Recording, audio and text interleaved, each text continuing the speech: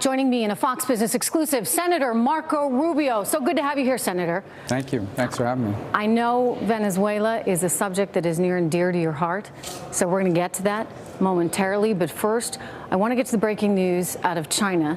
Concerning China, the president saying just moments ago that if necessary, he will push the deadline for a trade agreement past March 1st. We know China's stealing all kinds of stuff, $600 billion worth of intellectual property every year. So even if we reach a deal, Senator Rubio, how do we know that the Chinese are going to play by the rules?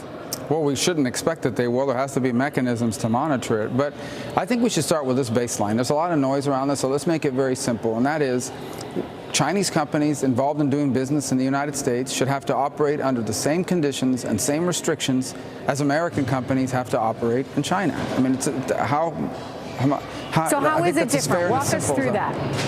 How is that? What? I'm sorry, different? Walk us through that, how it's different, how they get to play by a different set of rules. I'll tell you how it's different. So basically, they have no restrictions here, right? They come into the U.S., they can buy anything they want, they can invest in anything they want.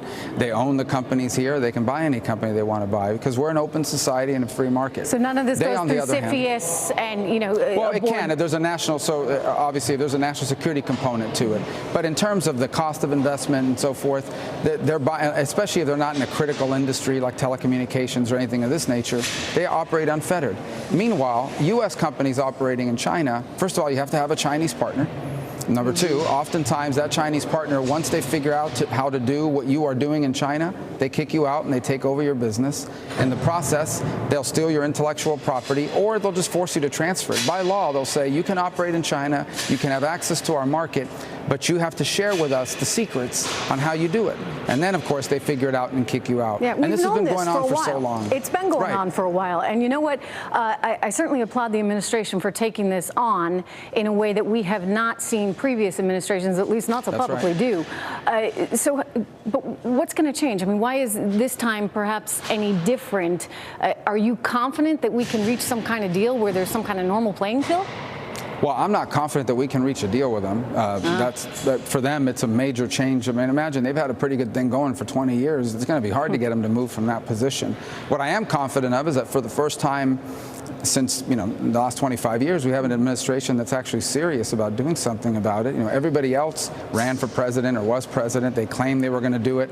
Then a bunch of corporate CEOs would go to the White House with their multinational companies. They'd complain, and then we'd back down. And that Chinese were counting on that again. It didn't work this time. Now we have to see it through here. We have to make sure that we don't settle for a deal that doesn't really solve the core problem. And the other thing that's changed is the consensus in this town for a long time was, don't worry, let them cheat, let them steal. Once they get rich, they're going to act like we do. They're going to behave more like we do and follow the rules. That didn't work, and we have woken up to the reality that they have cheated and stolen their way to parity in many of these industries, and perhaps threatening to surpass us.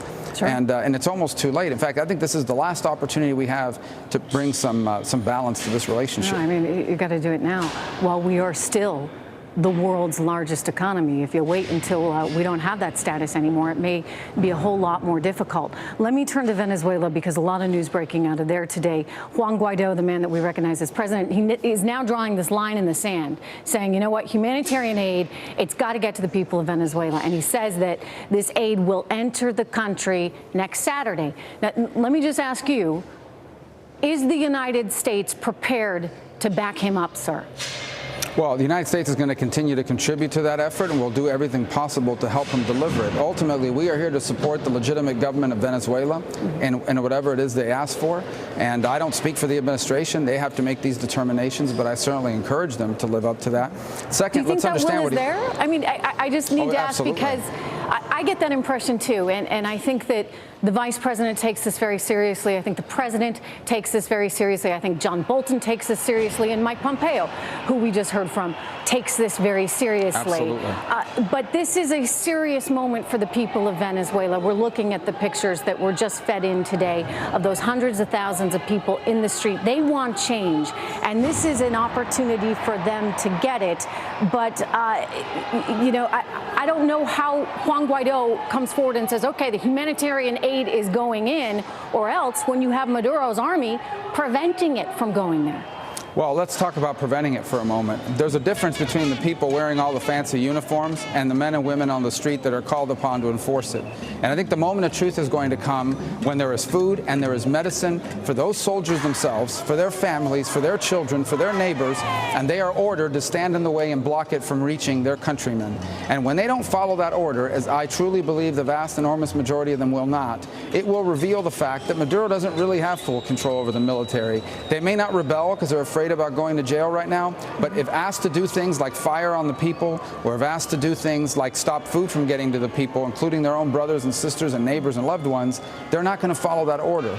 And the military leaders, by the way, know this, which is why they are trapped between the fear of Maduro and the fear of this being revealed and them losing their power and then being in a lot of difficult straits.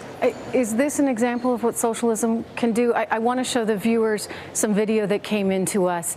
These are of boxes, food boxes that get sent out to families there, provided they sign this petition. It says, hands off Venezuela, interestingly in English, although the entire petition is in Spanish inside. And basically you have to swear your allegiance here to Maduro in exchange for food, Senator. Right. And that's exactly why he's against humanitarian aid, because it is the tool that he uses to get people to comply. In essence, not only do you have to sign petitions, when he calls elections, you have to come out and vote. And you have to vote for him because they know who you voted for. When he says you have to come out and march, you have to come out to the marches. When he says sign a petition, you have to sign it. And if you don't, your family doesn't get food or medicine. Now imagine if people had the ability to get food and medicine without having to do that, they wouldn't do it.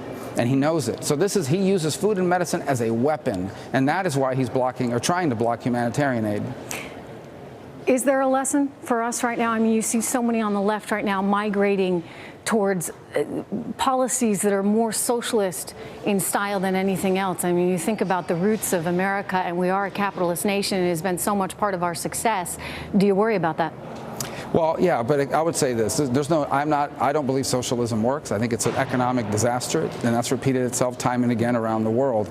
But I don't want to just focus on that and not focus on the fact that on top of the socialism, this is the most corrupt regime, which is really a criminal organization we have seen in this hemisphere in 30 or 40 years. The amount that they have stolen, just literally stolen, on everything from narco trafficking that they are sponsoring, to stealing oil and the proceeds of oil, to stealing gold and selling it on the black market, to stealing food and selling it on the black market for a profit, is extraordinary. So this is socialism overlaid with a level of graft, corruption, and greed that we have not seen from a regime in this hemisphere in upwards of 40 or 50 years. Yeah, it's certainly not the European-style socialism. Russia, China, we're not getting much of an indication from Putin that he's prepared to stand alongside Nicolas Maduro. Do you think he's getting cold feet there? And what do you think about China saying, they want to protect their investments in Venezuela? And it sounds like they're willing to let Maduro go aside if it means protecting their investment. Yeah, let me say this about China. They just want to get paid. They're owed a lot of money. They're being paid in oil, and they want to get paid. The Russians are in the same boat. They have some geopolitical reasons to stick with them. Their international reputation of we stick with our allies.